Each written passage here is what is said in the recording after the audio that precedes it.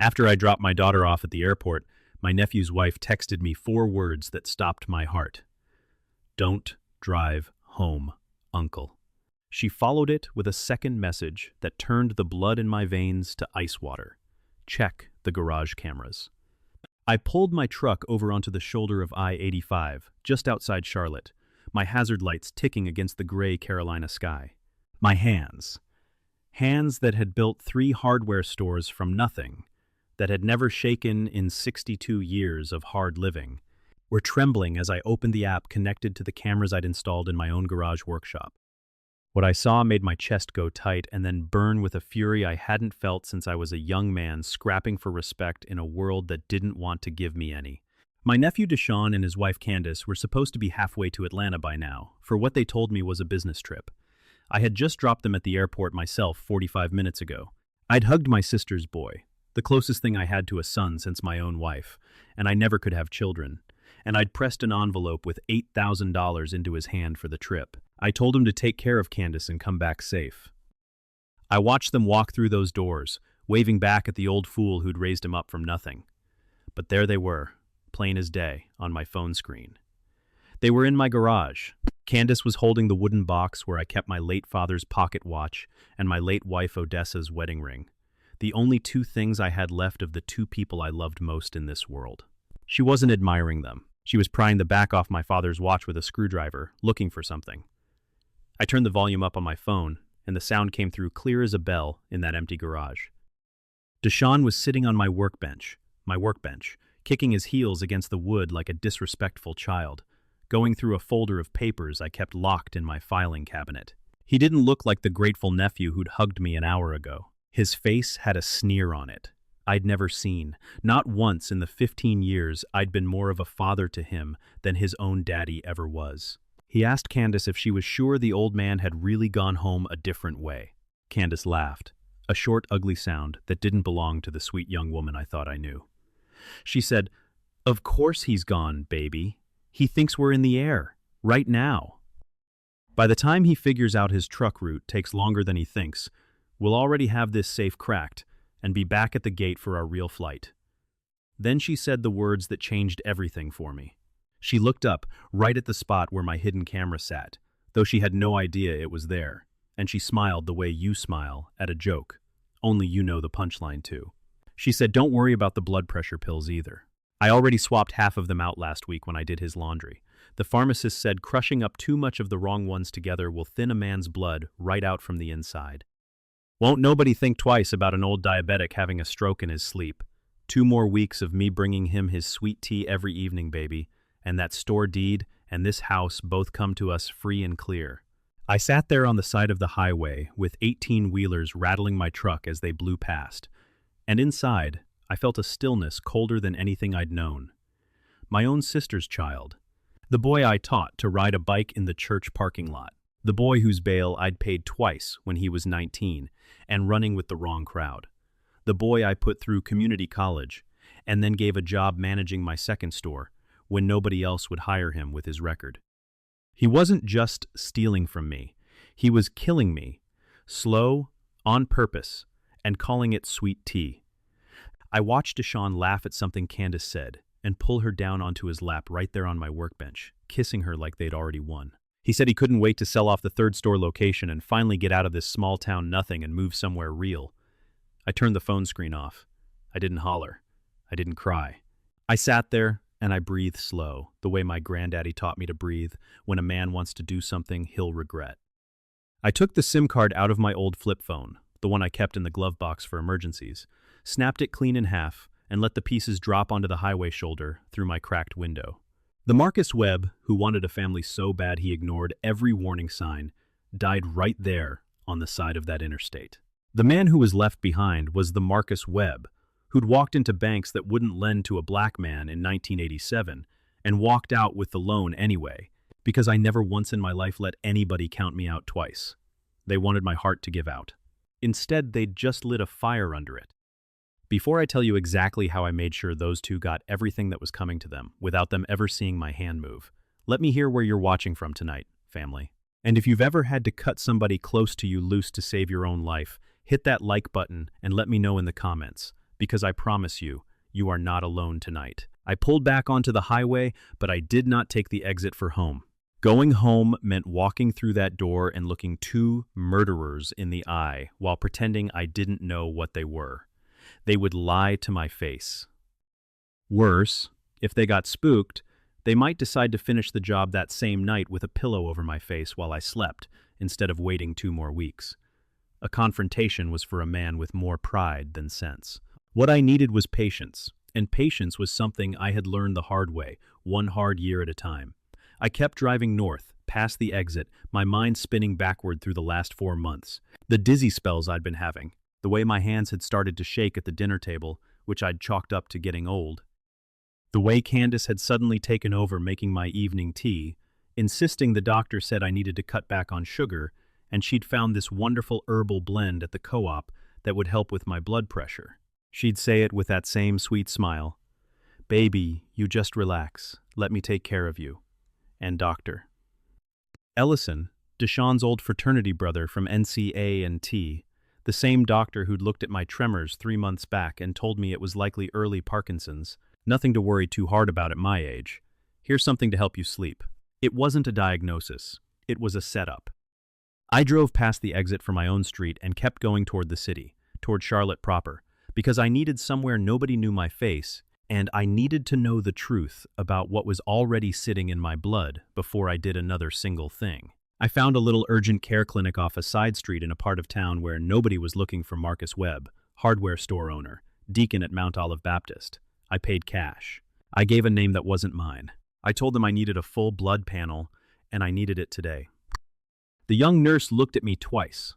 A man in a Sunday suit, sitting in a waiting room that smelled like antiseptic and old carpet.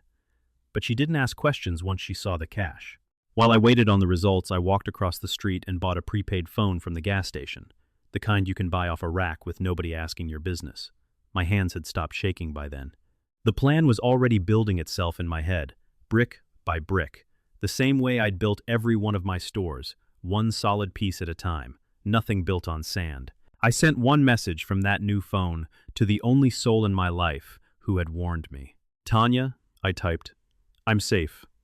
Act like nothing happened. Don't let them know it was you who told me. I'm watching now." Tanya had worked for my family for 6 years, cleaning my house and looking in on things when I traveled for church conferences, and she had put her own job on the line sending me that text. If Deshawn ever found out it was her, there was no telling what he'd do to keep her quiet. She was the closest thing to family I had left that hadn't tried to kill me for it. The doctor called me back, and his face had gone serious in a way that told me everything before he said a word. He asked if I'd been around any pesticides or industrial chemicals recently. I told him no. He turned the chart around so I could see it myself. My blood showed levels of warfarin, a blood thinner, high enough that combined with whatever the previous doctor had already prescribed for my blood pressure, it could send a man my age into a fatal bleed that would look for all the world like a stroke brought on by old age and diabetes. No coroner in this county was going to look twice at a 62-year-old black diabetic man who dropped dead of a stroke. That was the whole point. That was the entire design. The doctor told me I needed to go to the hospital right that minute. I told him I would handle it my own way, and I asked him instead for something to help flush my system and stabilize me on my own terms. He hesitated until I laid $400 on the counter in cash, and then he found a way to help me. I walked out of that clinic with a bottle of pills in my pocket and a clear understanding that my own sister's boy had signed his name to my death warrant. He just hadn't figured on me finding out before he could deliver it. They thought I was a tired old diabetic slowing down with age. They thought I was easy prey. But before I was ever anybody's uncle, I was a man who had clawed his way up from nothing in a country that told him at every turn he wasn't supposed to make it, and there is a particular kind of calm that comes over a man like that once he understands exactly who he's dealing with. I checked into a Hampton Inn off the interstate under my late wife's maiden name. Paid in cash from the safe I kept bolted into my truck bed for exactly this kind of situation, because a man who came up the way I came up learns to always keep a little bit of dry powder nobody else knows about. I sat on the edge of that hotel bed and opened my laptop, logging into the same camera system through a backup connection I'd wired myself years back, a redundancy I'd built and prayed I'd never have to use. I pulled the feed back up. They were still in the garage. Deshaun was on the phone now, and I recognized the voice on the other end as Curtis, the loan officer at the bank downtown who handled all my store accounts. And I listened as my nephew mimicked my voice with a chilling precision, authorizing a wire transfer of $35,000 out of my business account into an account I didn't recognize. He'd clearly been practicing my speech patterns for weeks, maybe longer. Candace was sitting cross-legged on my workbench, going through a folder of documents, and she pulled out the deed to my third store location, laughing as she held it up for Deshaun to see, saying they'd need to forge my signature on a transfer document tonight while I was supposedly still traveling, backdated a month, make it look clean. She said she wanted it all: the house, the 3 stores, the little rental property on Beatty's Ford Road, and she wasn't leaving so much as a folding chair behind for the church building fund I'd promised money to. I watched them pick apart everything I had built with my own 2 hands over 40 years, piece by piece, like vultures who couldn't even wait for the body to go cold. And I felt something settle in my chest, cold and clear as creek water in January. They were moving fast. They were greedy. And greedy people in a hurry always leave tracks. I picked up that prepaid phone and dialed a number I hadn't called in almost 5 years. Reginald Boyd, my old lawyer from back when I was fighting the city over a zoning dispute on my second store, a man they used to call the junkyard dog downtown, because once he sunk his teeth into a case, he did not let go until there was nothing left to fight over. Reginald picked up on the 3rd ring, surprise thick in his voice. He asked if this was really Marcus calling him this late. I told him to stop talking and start listening. I told him I needed him to open a file, and not a defense file. A war file. He asked me who exactly we were about to be suing. I looked at the frozen image on my laptop screen of my nephew laughing with my father's watch dangling from Candace's fingers, and I told Reginald, "We are not suing anybody, old friend. We are hunting." I told him to meet me at the hotel within the hour and to bring anybody on his team who knew how to trace money once it started moving.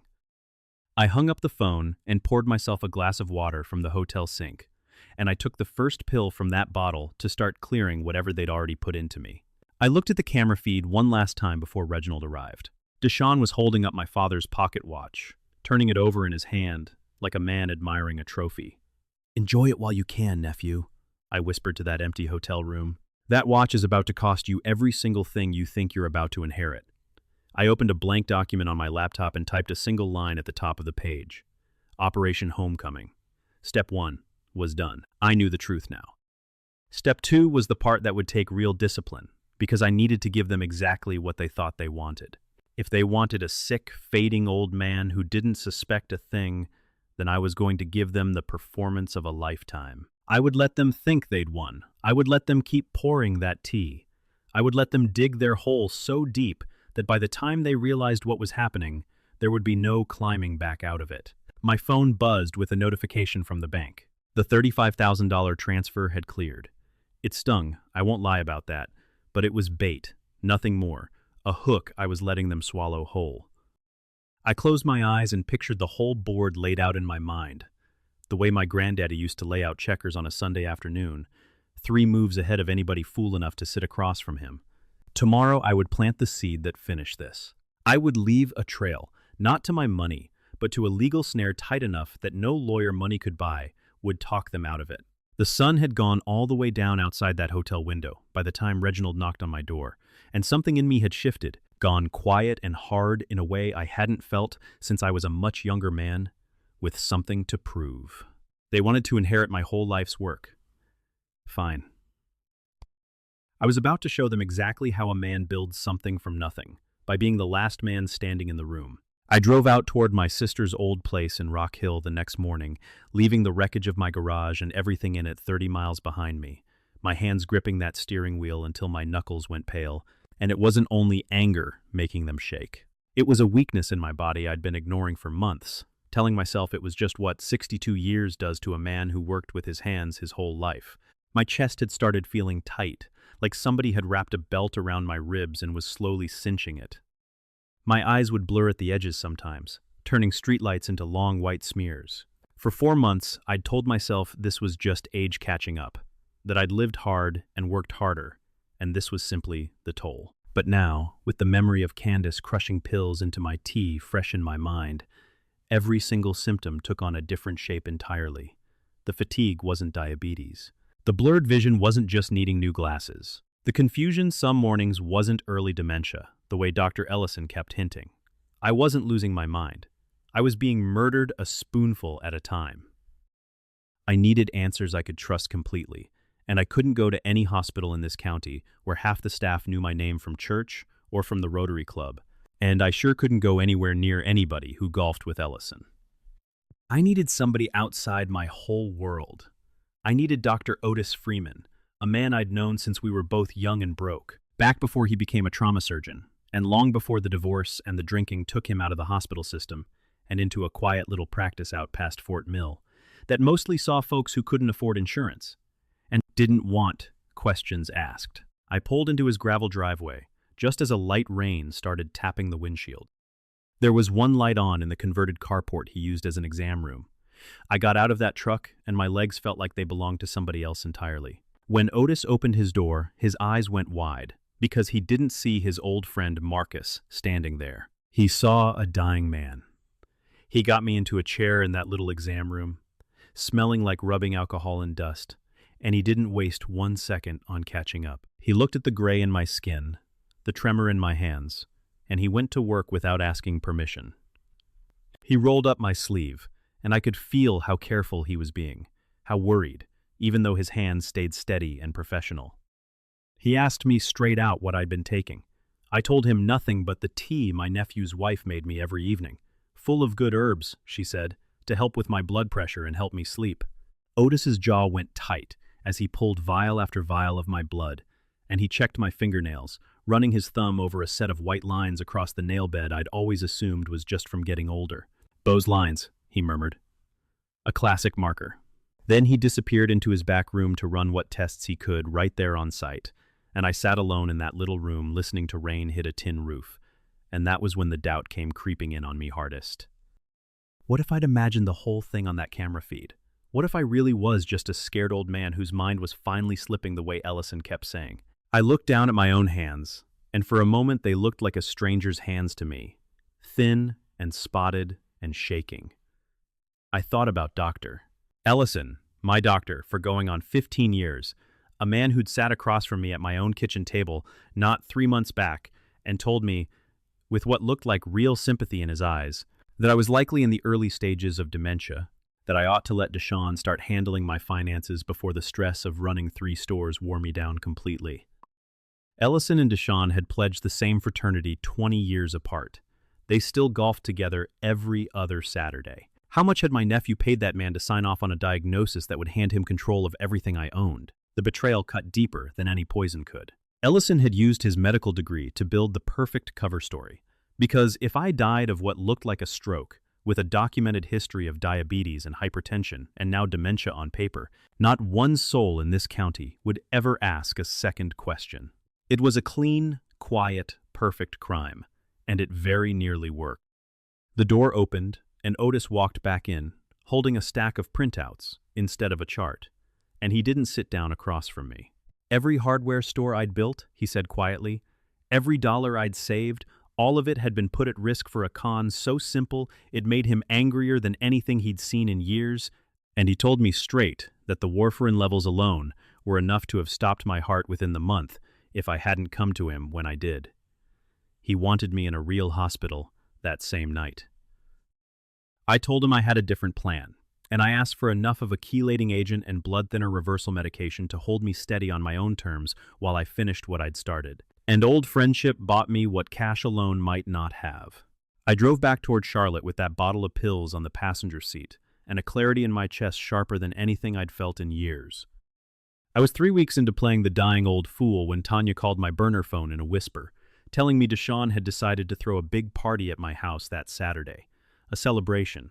He was telling folks of him officially taking over as owner of all 3 web hardware locations, since his poor Uncle Marcus had taken a bad turn health-wise and moved into an assisted living facility for his own good. That last part was news to me, since I'd never set foot in any such place, but it told me everything about the story they'd built to explain my absence to the rest of the family and the whole church congregation. Reginald and I had spent those 3 weeks quietly moving pieces into place. We had traced the $35,000 through 2 shell accounts before it landed in an account under Candace's maiden name in Georgia. We had pulled bank records showing Ellison had received 4 separate payments from Deshawn over the past year, small enough to avoid easy notice, but large enough, together, to look exactly like what they were. We had a forensic document examiner ready to testify that my signature on the store transfer papers had been traced, not written, the pen strokes, too careful, too slow, missing the natural hesitation in my own hand where the W in web always caught a little. And 3 days before that party, I did something Deshawn never saw coming, because he was too busy planning his celebration to check the county records. I dissolved the family trust that held title to all 3 stores and the rental property, moved everything into an irrevocable trust benefiting the Webb Family Scholarship Fund I'd quietly set up at the community college years back, the same program that had helped pay for Deshawn's classes when nobody else believed in him. And that same morning, I signed papers selling the house itself, the house my nephew was currently planning to inherit, to a young black couple starting their first restaurant who'd been trying to buy that lot for 2 years to expand their parking. The deal closed at 9 that morning. By the time that party started Saturday evening, Deshawn Webb owned exactly nothing, though he had no idea yet. Standing there, in a new suit, bought with my stolen money, greeting guests in a house that wasn't his anymore, celebrating ownership of stores that had already legally passed him by 3 days prior. I walked into my own house that Saturday night through the front door, in my good gray suit, looking a great deal healthier than a man supposedly wasting away in an assisted living facility ought to look. The room went dead silent. Candace's wine glass slipped right out of her hand and shattered against the hardwood floor. I'd refinished myself 12 years back.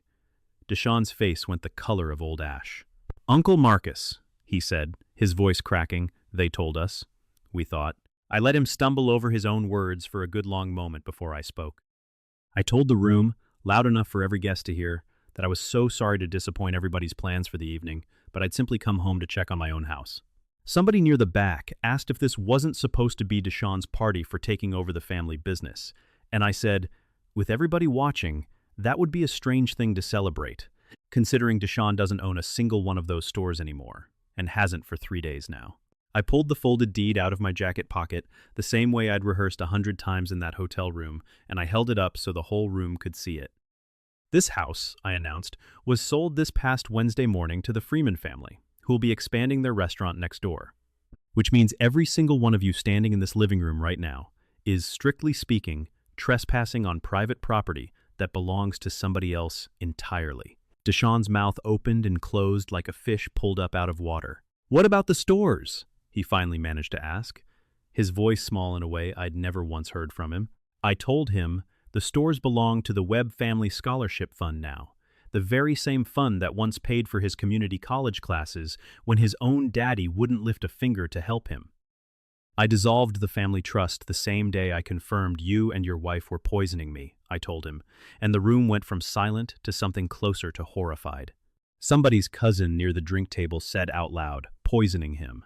And just like that, whatever thin story Deshawn and Candace had spun about my failing health came apart right there in front of God and everybody. The guests who'd been drinking my late wife's good bourbon started backing toward the door. Somebody muttered that this family had lost its whole mind. Candace found her voice first, hissing that I couldn't prove a single thing, that this was slander, that she'd sue me for everything I had left. I told her, calm as still water, that I had 4 months of hidden camera footage, a toxicology report from an independent physician, bank transfer records tracing straight to a Georgia account with her maiden name on it, and a forensic handwriting analysis proving my signature had been forged on 3 separate documents, and that all of it was already sitting in the hands of the Mecklenburg County District Attorney's Office as of that morning. That was when the flashing blue and red lights came sweeping across my front windows, because Reginald and I had arranged for 2 detectives to be parked quietly down the block the entire evening, waiting on my signal. Deshawn stood there in the center of the wreck of his own celebration, looking small, in a way that boy had never once looked in his whole life. And he looked at me like a child again, the way he used to look at me after his own daddy walked out on my sister. And he asked me, "Uncle Marcus, Where am I supposed to go now? You took the house? You took the stores? Where do I go? I looked at him a long moment, remembering the little boy who used to fall asleep on my shoulder during long car rides down to visit family in South Carolina. And I let that memory go for good, right there in that living room. You're going to jail, son, I told him. And the good news is the county provides the roof over your head from here on out.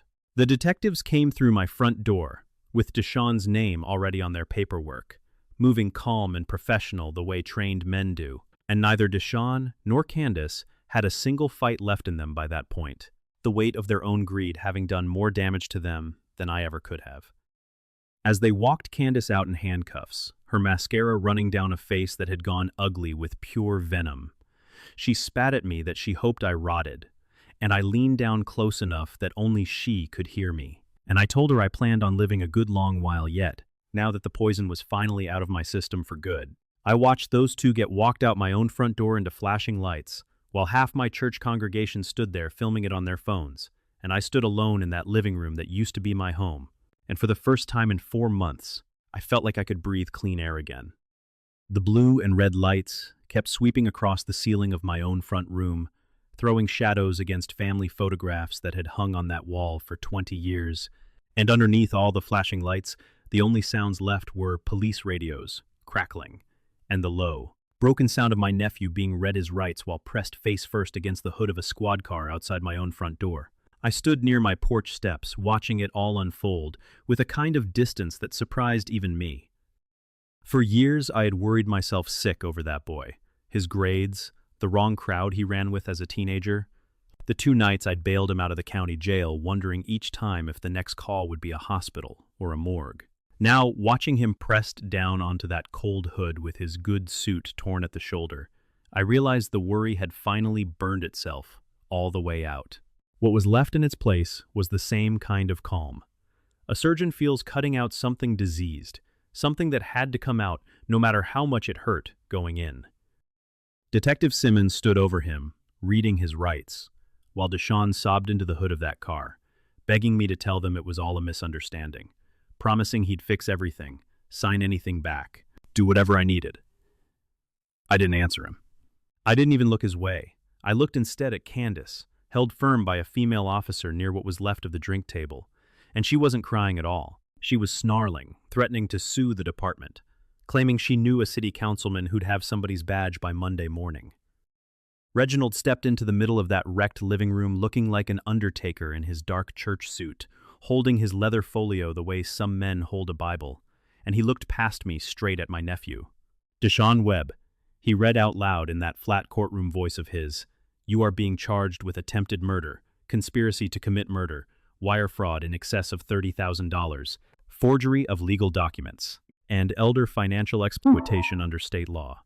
Deshaun lifted his tear-streaked face and asked how long for all that. Reginald didn't so much as blink. Given the elder abuse enhancement alone, added on to attempted murder using a controlled substance, the state's looking at 25 years minimum, he said. Maybe closer to 30, depending on how the judge weighs the forgery counts separately. Deshaun's whole body seemed to go slack right there against that car, the number crushing something out of him that had been holding him upright. He was 28 years old. He'd be near 60 before he ever walked out from behind a wall again, an old man himself by the time he saw daylight as a free man. He would miss every good year he had left, exactly the way he'd tried to steal every good year I had left. But Candace was already working an angle. I could see it plain in her eyes, even from where I stood, the gears turning behind that mascara-streaked face. "It was his idea," she shouted, twisting against the handcuffs. "He's the one bought the poison. He forged that signature. I'm just his wife. I didn't know a thing." Reginald turned his flat gaze on her next, and something in his smile went colder. "We anticipated you'd try that, Mrs. Webb," he said softly, which is exactly why we ran a very thorough background check the moment we opened this file. He flipped a page in that folio. Candace Renee Barrow, also going by Candace Webb, entered this marriage 4 years back, 2 years after an immigration hearing regarding your original visa status expired unresolved. Your conditional status was still pending review by USCIS at the time of this marriage. Candace went very still. "So what?" she spat. "I got my papers. I'm a resident. You can't touch that." "Actually, Reginald said, his voice dropping low and even, "Your residency status remains conditional, pending review of the marriage's legitimacy, and a felony conviction involving a crime of moral turpitude, which, conspiracy to commit murder for financial gain, certainly qualifies as, triggers an automatic review that ends in deportation 9 times out of 10. Deportation, she whispered, the word going small and terrified in her mouth for the first time all night. You'll serve your time here first, Reginald told her, closing the folio with a snap, and then immigration will be waiting for you the moment your sentence ends. You'll lose whatever residency status you're currently clinging to. You'll be sent back to wherever you came from with nothing, and barred from ever setting foot back in this country again. No, she said, you can't do that. My whole life is here now. You should have thought about that before you started crushing pills into an old man's evening tea, Reginald told her, turning his back on her the same way she'd turned her back on every ounce of decency in her. The officers walked them both toward the waiting cars, and I couldn't bring myself to watch that final walk, so I turned instead and stepped out onto my own back porch, the one Odessa and I built together the summer before she passed, needing air that didn't taste like betrayal. The night was warm and smelled like honeysuckle from the vine along the back fence, a sharp, clean contrast to the wreckage inside. I gripped the porch railing and looked out over my own backyard, watching those flashing lights shrink smaller down my long gravel driveway until they turned onto the county road and disappeared into the dark for good. They weren't the sharp young couple who thought they'd outsmarted a fading old man.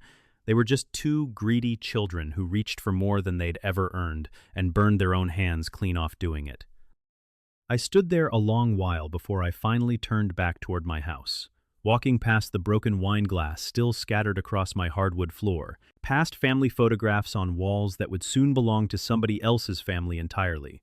My house was sold. My nephew was gone. My debts, every last one of them, were paid in full. I had burned the whole rotten thing down to the studs, and standing there in that empty, silent living room, I realized something true down in my bones. I had never in my whole life felt richer than I did in that moment.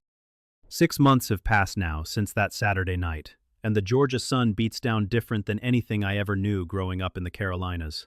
Brighter somehow, less forgiving, but cleaner too. I'm standing on the back porch of a little house outside Savannah. I bought for myself with what money the state let me keep once the scholarship fund and the restitution claims were settled, watching the marsh grass bend in the evening wind. It's been 6 months since I watched those flashing lights carry the last of my old life away down that driveway for good. The only things I kept from that house in Charlotte were my father's pocket watch, fully repaired now by a proper jeweler, ticking steady on my nightstand every night as a reminder, and Odessa's wedding ring, which I finally had reset into a pendant I wear close to my chest most days, close to the people who actually mattered.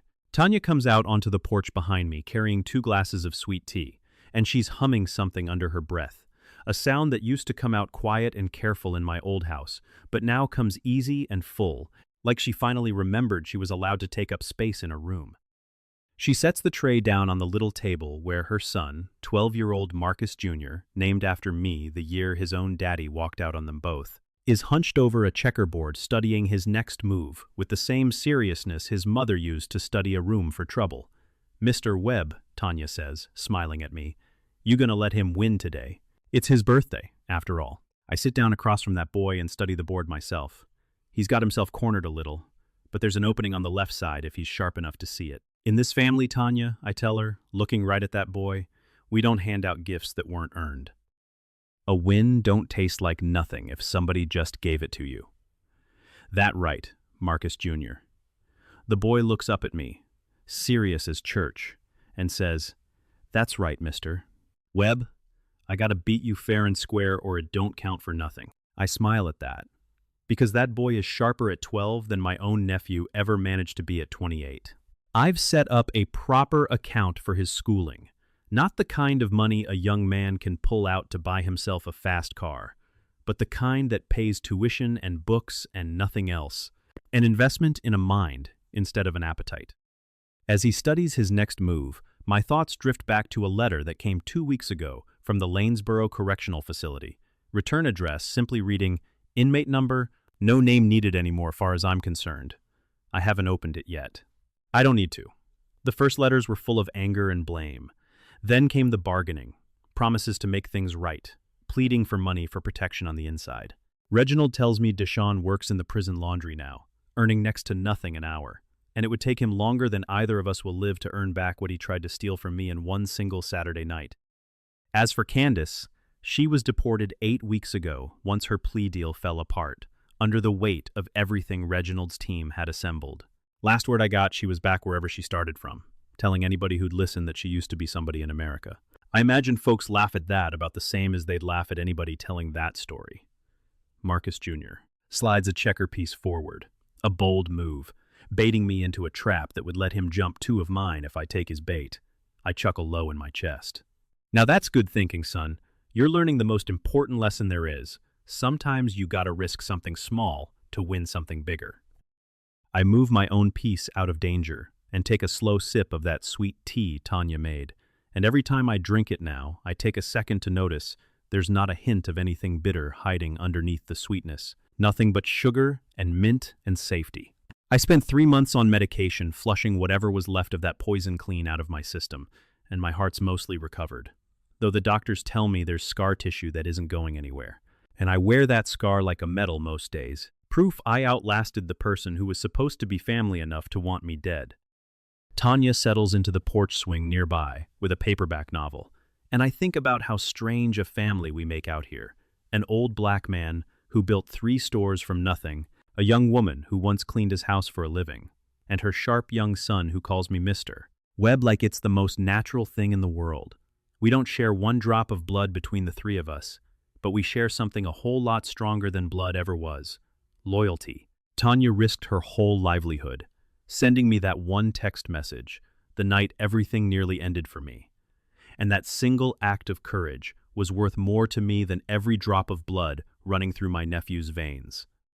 Folks like to say blood is thicker than water, that family always comes first, no matter what. I've come to believe that's one of the most dangerous lies a person can carry around in their chest. Blood is just biology, an accident of birth nobody chooses. Loyalty is a choice a person makes fresh every single day, standing beside somebody when it costs them something, not just when it profits them to stay close. I look over at Marcus Jr., biting his lip while he studies the board, not thinking one bit about how much money I've got or when I might pass on so he can inherit anything.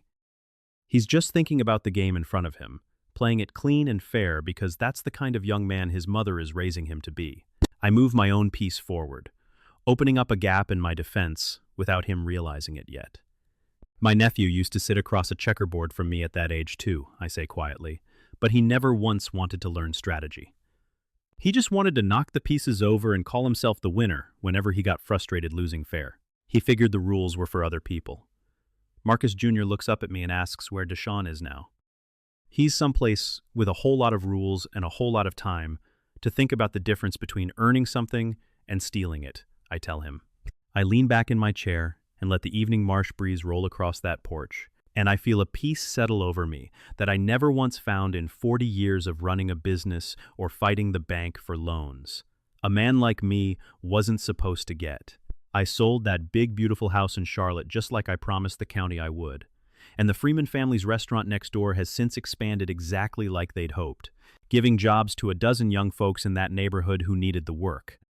My legacy was never going to be 3 hardware stores handed down to somebody who never once earned a single brick of them. It's going to be a scholarship fund, helping kids like Marcus Jr.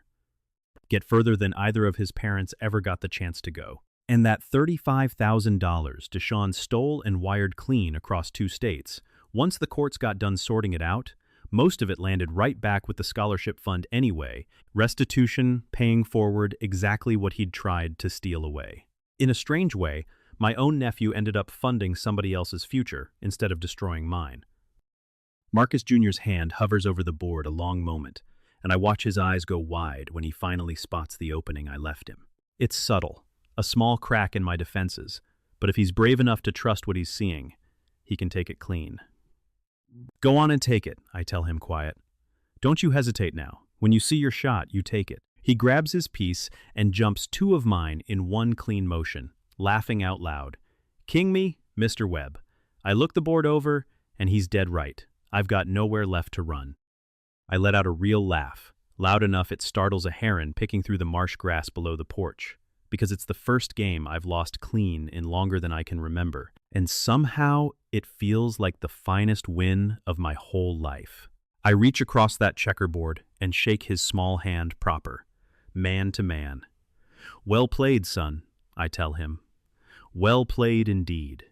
I stand up and walk to the porch railing, looking out over marsh grass, turning gold in the last of that evening's sun. I'm 63 years old now. I buried a wife I loved with my whole heart. I lost a nephew I raised up like my own blood. I lost a whole life I once thought was exactly what I wanted. But standing here tonight, listening to Tanya humming behind me and her boy setting the board up again for another round, I understand I found something a whole lot better than any of what I lost. I found the truth about who actually loved me. They say betrayal costs a person something heavy, that it breaks trust and cracks a heart wide open, and that much is true enough. But nobody tells you the other side of that same coin. Betrayal also burns away every single lie standing between you and what's real, until there's nothing left but the truth staring you dead in the eye. My nephew wanted to inherit everything I built. He wanted the whole kingdom without ever once earning a single brick of it. But he forgot something simple. My own granddaddy taught me a long time ago that a king without loyal people around him is just a man wearing a fancy crown, waiting on somebody to knock it clean off his head. I didn't have to destroy that boy myself. I just had to step back and let him play his own hand until he ran clean out of moves. Family, if you've ever had to look somebody close to you dead in the eye and accept the hard truth that loving them was never going to keep you safe, I hope my story tonight gives you the courage to protect your own peace the same way I finally learned to protect mine. Real family was never about whose blood runs in whose veins. It's about who shows up and holds your hand steady when the whole world goes dark on you. Tell me in the comments below if you've ever had to walk away from somebody blood-related to save your own life. Because I read every single one of them. Family, every last one. Hit that like button, subscribe if this story meant something to you tonight, and until the next time we sit down together, you take care of yourself out there, and you watch your own back. Because sometimes the only person looking out for you is you. Sweet tea can still be sweet, family, but wisdom is knowing whose hands poured it. Loving someone doesn't mean handing them the keys to your whole life without watching how they treat it. Real family shows up when there's nothing to gain, and sometimes the ones who never share your blood are the ones who'd bleed for you anyway. Protect your peace. Trust what your gut already knows. A small note for you. This story was written and imagined by AI, meant purely to entertain you tonight, while still carrying a real, honest lesson worth holding on to.